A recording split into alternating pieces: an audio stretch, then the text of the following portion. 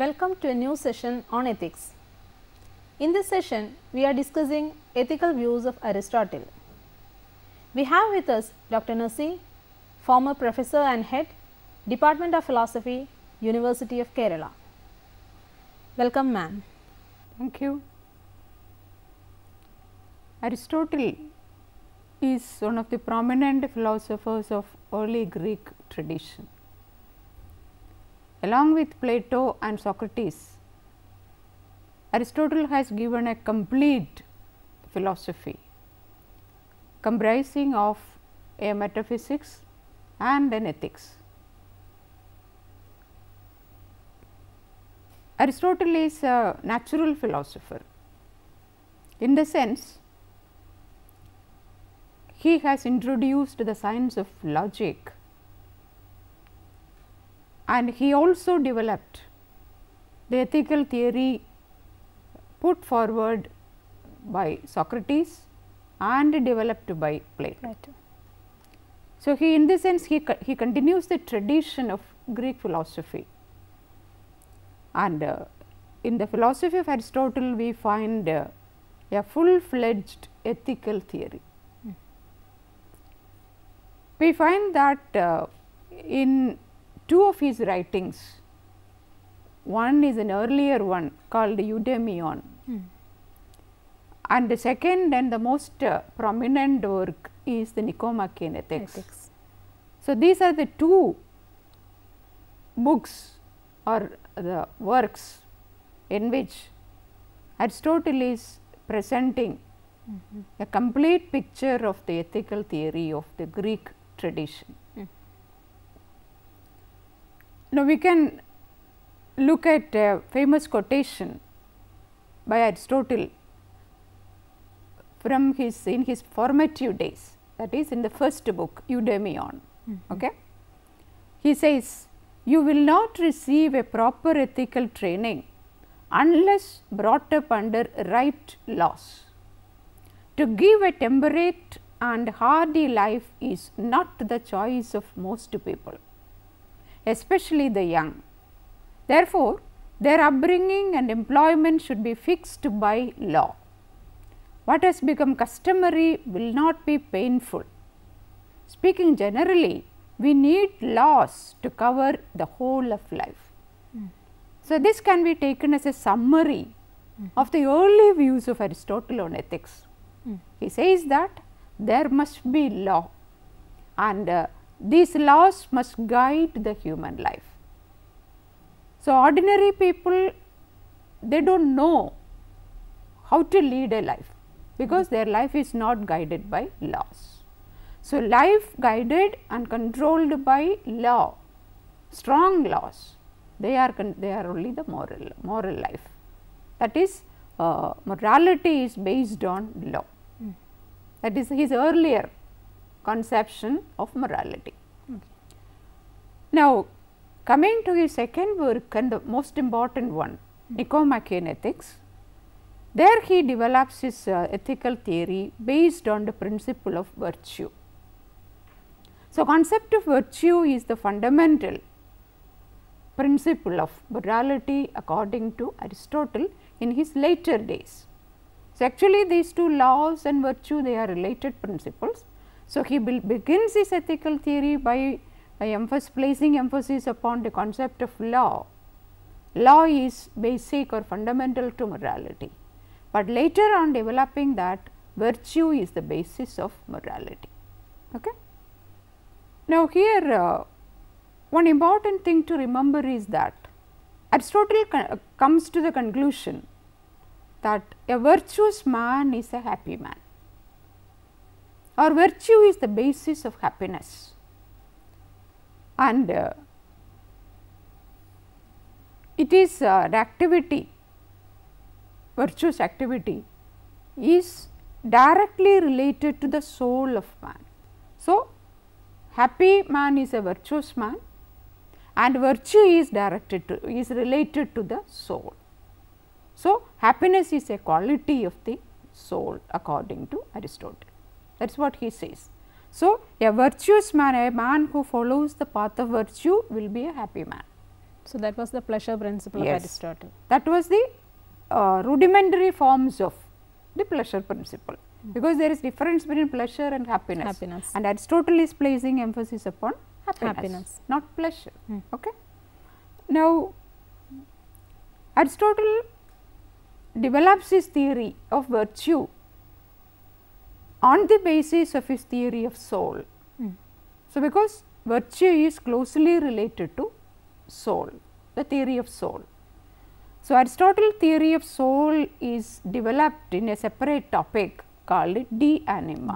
In Nicomachean Ethics, a separate topic is given for explaining and formulating the theory of soul. So, soul is a central part of the ethics of Aristotle. Now, one more important thing to remember is that Aristotle himself was an empirical scientist. Okay. So, he has on many grounds differentiated himself from his master Plato. So, Plato is an idealist thinker, always emphasizing the universal and the highest good, the form, reason and so on. Whereas, Aristotle coming and following the path of empiricism develops that the true knowledge and wisdom comes from examining the objects of experience and not trying to look beyond them. So, beyond the ultimate. So, we know the famous theory of Plato, the difference between appearance and reality. Plato never finds a meaning in the appearance. All meaning is vested in the reality or the universal, never in the particular. But see the difference. Aristotle strongly argues that the truth can be found in the examination of the particular, of the experienced things. You need not go beyond the whatever you have experienced for finding out the truth.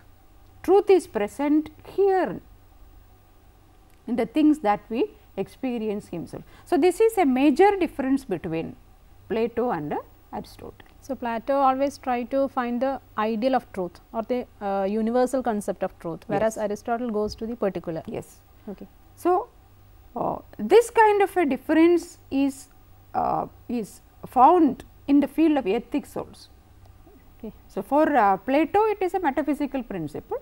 Of course, Aristotle accepted in the metaphysical field, but Plato applies this principle in the field of morality also. So, actually according to Aristotle, that there is not a single form by virtue of which all good things are good. So, this is what Plato says. Good means only one good, the final good. It is the nature of form. Okay. Now, all good things are only images, only appearances or representations of that final reality, or copy or images. Yes, that is the Platonian concept. Quite contrast to this, Aristotle speaks of many good things, okay, or many virtues. See, Aristotle discusses at length the multiplicity of the various virtues. There is not one virtue which is an ideal virtue. It is multiple in character, or Aristotle advocates what is called the multiplicity of virtues. And his book on ethics is deeply informed by his own work on the sciences and metaphysics. That is, as I told you, the metaphysical principle has been applied in the field of ethics. That is the peculiarity of Aristotle. There is no clear cut distinction between metaphysics and ethics. So, the same was being we can see it in Plato, because the four cardinal virtues, Plato is pointing to an ideal state. We want to create a society, but that society should be an ideal society. That is also a metaphysical concept. Of course, that is right, but Plato and Aristotle are poles apart in their conceptions of reality. In the place of an ideal reality of Plato, Aristotle wants to create a reality which is here and now, the particular. And therefore, his ethical theory is also different. In the place of one final ideal virtue or good of Plato, Aristotle speaks of many virtues, or multiplicity of virtues, and that is the key point of Aristotle. As we have mentioned, there is a relation between metaphysics and ethics. Now, here is another point where they find their relation. One of the major principles of metaphysics in Aristotle is the principle of teleology, or the principle of telos, means purpose. Or end or goal. So, what he means is that everything in the universe is working towards a goal, not only human being. In the metaphysical aspect, if you take that, nature is working towards a goal, animals are working towards a goal, plants are working towards a, maybe the goal is different, but the goal, the telos is there. That is the principle of teleology, a typical metaphysical principle, teleology. Now, what Aristotle does is, he borrows that principle from metaphysics and applies it in the field of ethics. So, the principle of telos is basic to the ethics of Aristotle also. Even though it is developed in the context of metaphysics, he applies it in the field of ethics, and he builds up his ethical theory based on the principle of telos. Now, it states that everything in the universe is moving towards a goal. Telos means end or goal. So, it means that everything, including human life, animal, plant, human life, all things in the universe are moving towards or directed towards a goal, a purpose.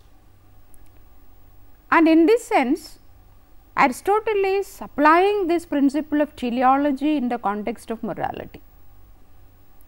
Teleological principle is applied in ethics. That is the peculiarity of Aristotle in ethics. And therefore, he says that human being is also moving towards a goal. The life of human being is directed towards a purpose. And therefore, the question is, what is the purpose of human life? So, the purpose can be happiness or pleasure or enjoyment or growth, depending upon whether you are whether it is a plant or an animal or whatever it is. Now, Aristotle says that specifically for humans there is a purpose. It is not any purpose. The human purpose is to become rational.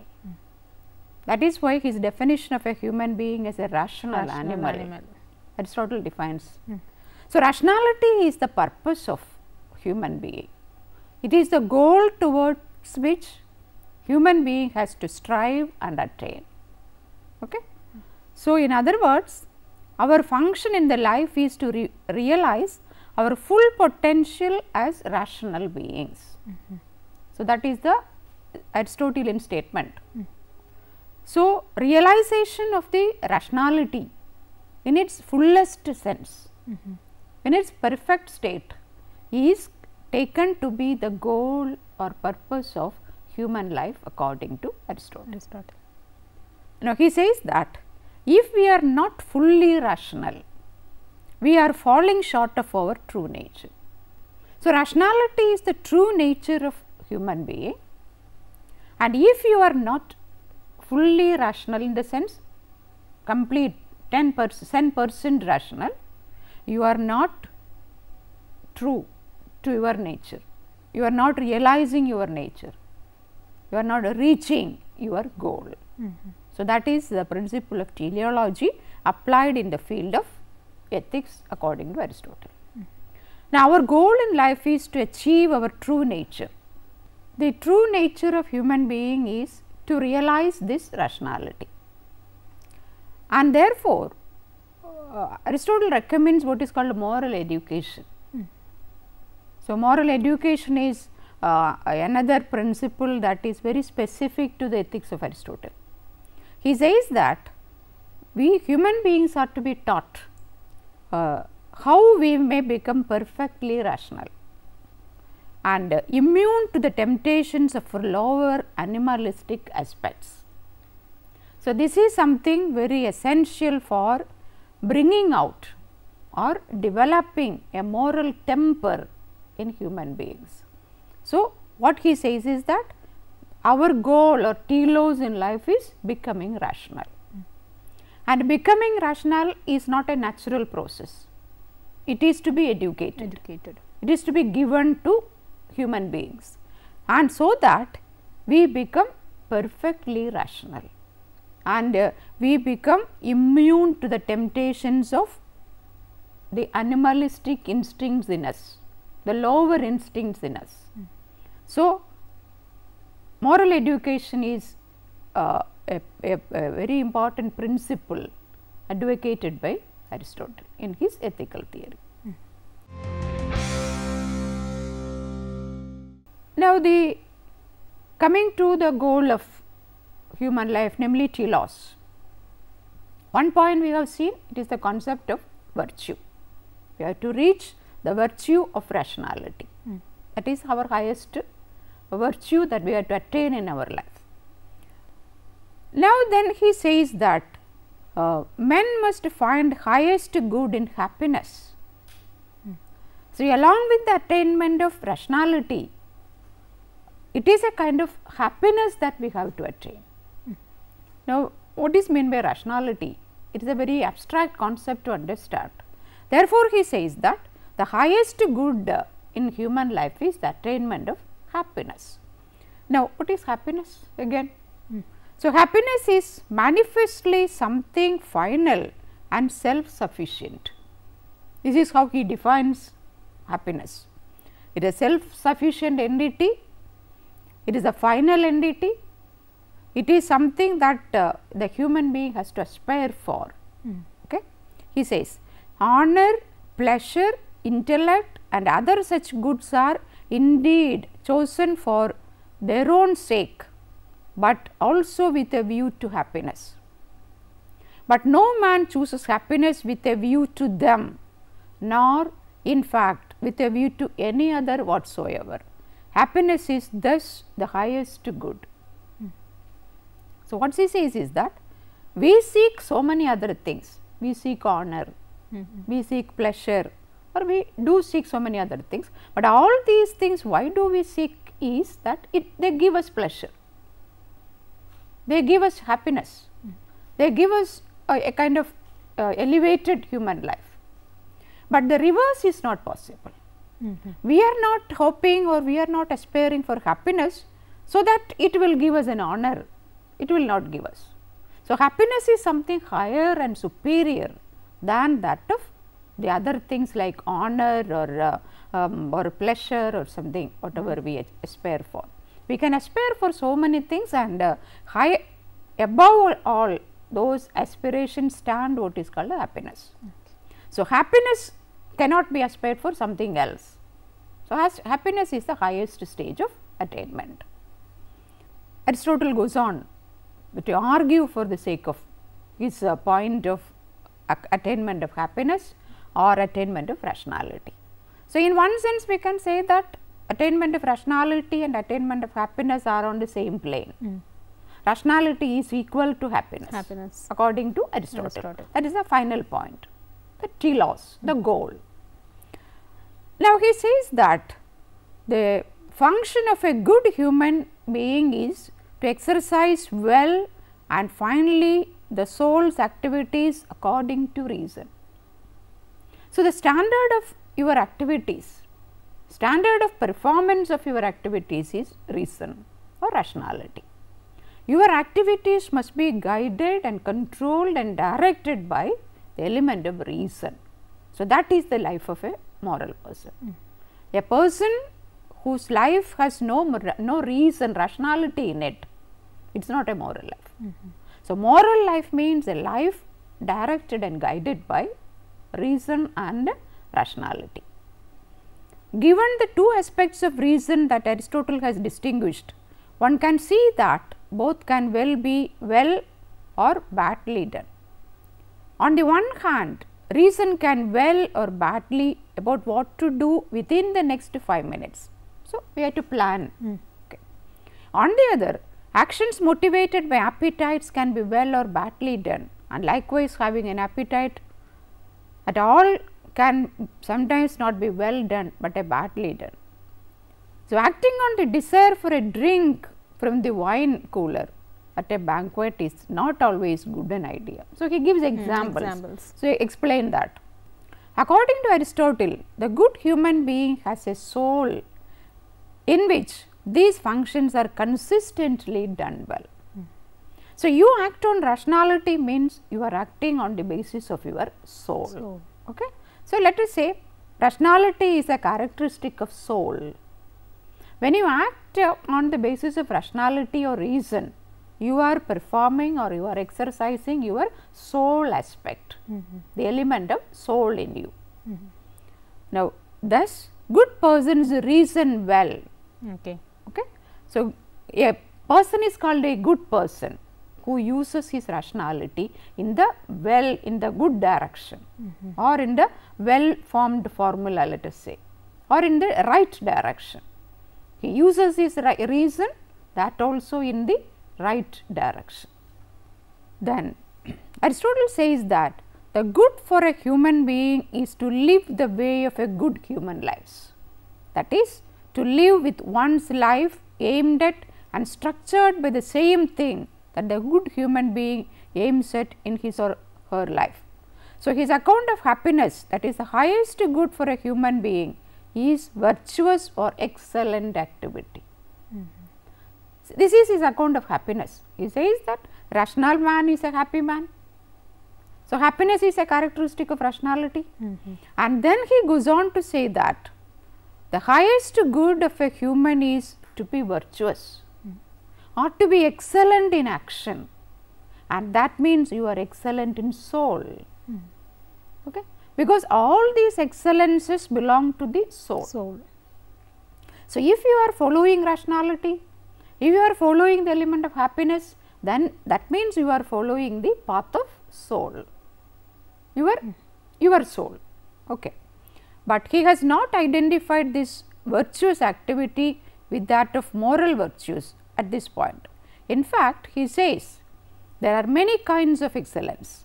Human good is found in the active exercise of the highest excellence. So, Aristotle never stands on the lower. He wants to go for the perfection. And in this sense, we can speak of a comparison between Aristotle and Plato. Like Plato, he also speaks of the perfection or perfected state of life. So, that means it is a movement from the lower to the higher. The difference between Plato and Aristotle is that Plato emphasizes the perfected state, but Aristotle speaks of the movement. So, even at the lowest level there is value, because say 75% lowest and 25% highest value, like that. So, it is a movement from lowest to the highest, to the perfection, to the telos. So, that is the element of telos that we find in the ethics of Aristotle. In the next part of his ethical theory, Aristotle tries to develop the theory of soul, and this point has been elaborately discussed in the part of the book Nicomachean Ethics called De Anima. Now, here Aristotle elaborately discusses the point. He says that human soul and all living things, including plants and animals, he gives a comprehensive account, says that they have the two elements of nutrition and growth. Along with human beings, we say plant and animal, they have these elements of nutrition, they have to take food and they also grow. And also sensation and locomotion, they are able to sense things and they are able to move. So, these are elements basic to all, including human beings. Human beings also take food, they also grow, they also move, and they also know how to do make sensations and so on. Common characteristics of all things, all entities in the world. But and says that appetite and desire is the element corresponding to this, to the soul. So, these are the characteristics of all living beings, and says that the soul has got an element of appetite and desire corresponding to this part, an appetite part of the soul and a desire part of the soul. So, this is common. The appetite part of soul and desire part of soul is common to all beings, including human beings, characterized by nutrition and growth, sensation and locomotion. So, the soul part is appetite of soul and desire part of soul. Okay. Now, thus we have a rough sketch of animal lives. He says, animals moved by appetite for food go toward the objects of desire which are discerned by sensation. This is how he defines the animal and plant life. But coming to the human field, he says, to these functions is added thought in the case of humans. He adds one more thing. Along with the appetite and desire, which is a common factor for all living beings, all things including humans, and a specific characteristic of human being is the element of thought. The ability to think. Okay? So, thought is both speculative and practical.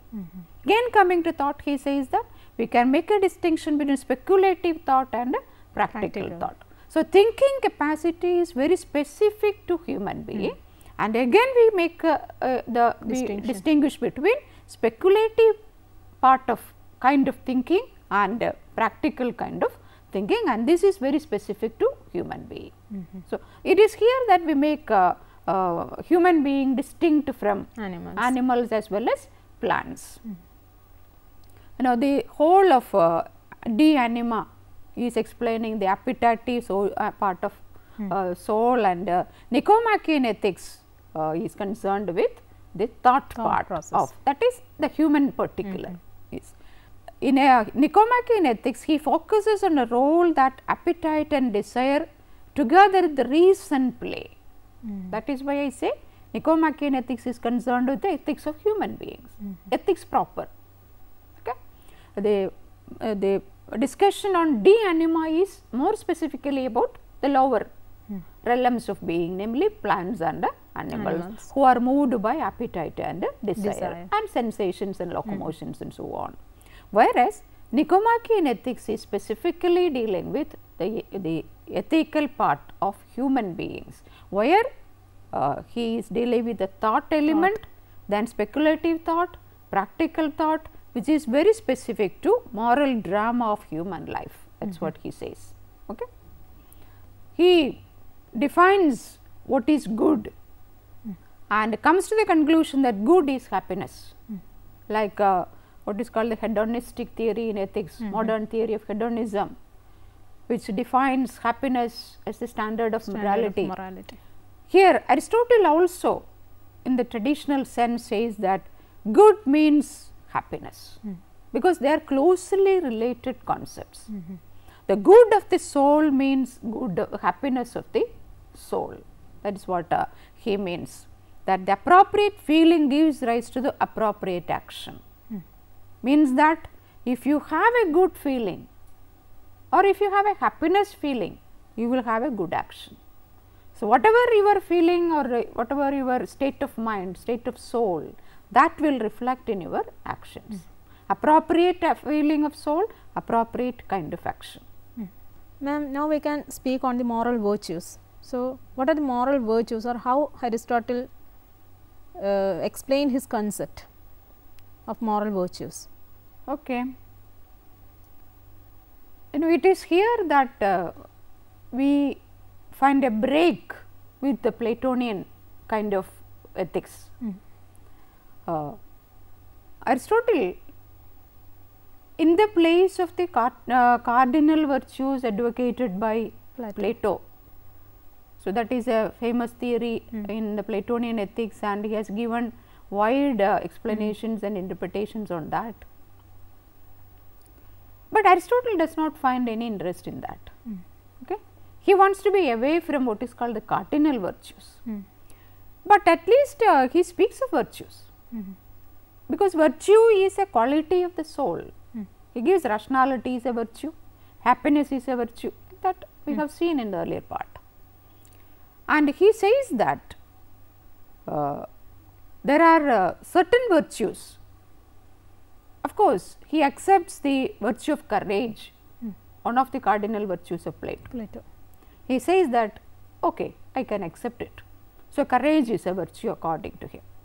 Now, he says that I am adding two more. According to Aristotle, there are two more virtues, that is the virtue of fear and virtue of confidence. So, in the place of the four cardinal virtues of Plato, we can find here three kinds of three virtues which are not cardinal in character, not so primary in character. Okay? But one of the cardinal virtues has been borrowed, virtue of courage. But then according to Aristotle, there is the element of fear, and actually it is two kinds of feelings he has accepted as virtues, namely fear and confidence. But apart from naming virtues, the importance or significance of Aristotle lies in the fact of formulating a new theory, namely the ethics of moderation, or the ethics of means, means the middle path. Okay. So, this is very specific to Aristotle and can be said to be his significant contribution to the field of ethics. Now, it means that you need not go to the extremes. Okay. So, take any virtue. You can speak of the extremes as well as the moderate position. Now, you have to stick on to the moderate position, never go to the extremes. So, this is the simplest statement of ethics of moderation. You keep on to the middle path, middle position, moderate position. Okay?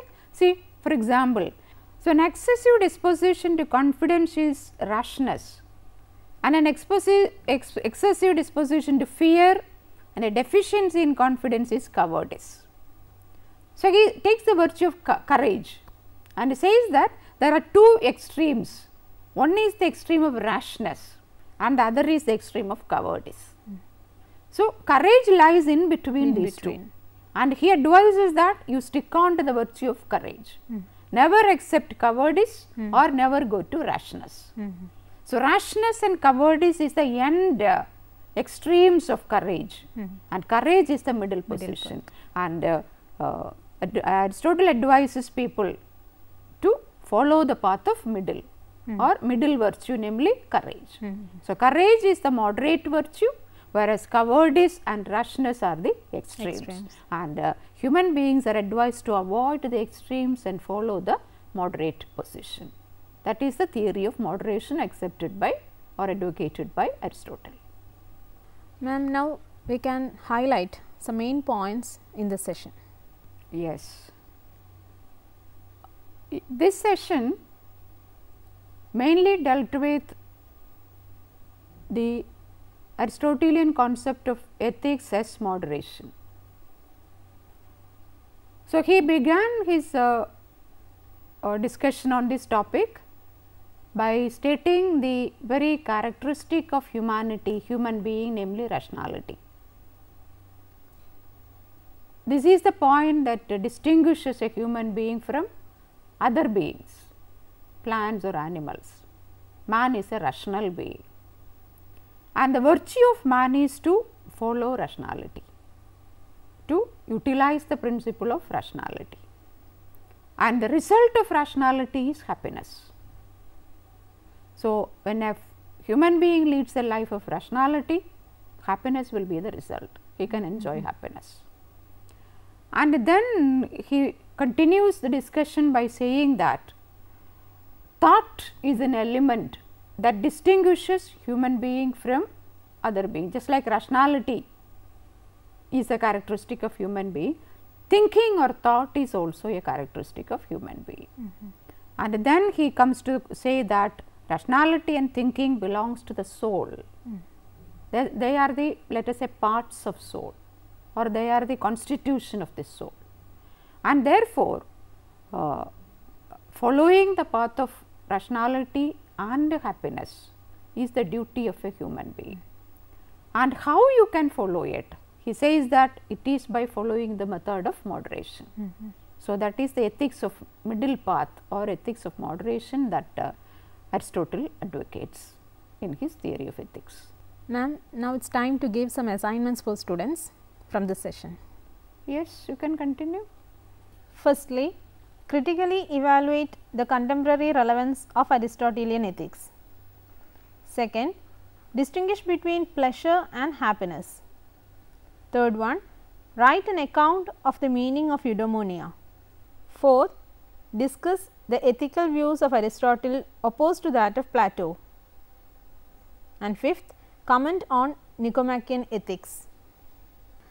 Now, ma'am, can we suggest some reference for further studies? A student who wants to read and learn more about the ethics of Aristotle, he can directly go to the book Nicomachean Ethics. So, that is a beautiful presentation or direct presentation of Aristotelian ethics. Secondary readings are available in plenty.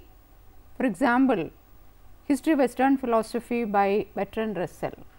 It carries a good account of the philosophy of Aristotle along with the ethics of Aristotle.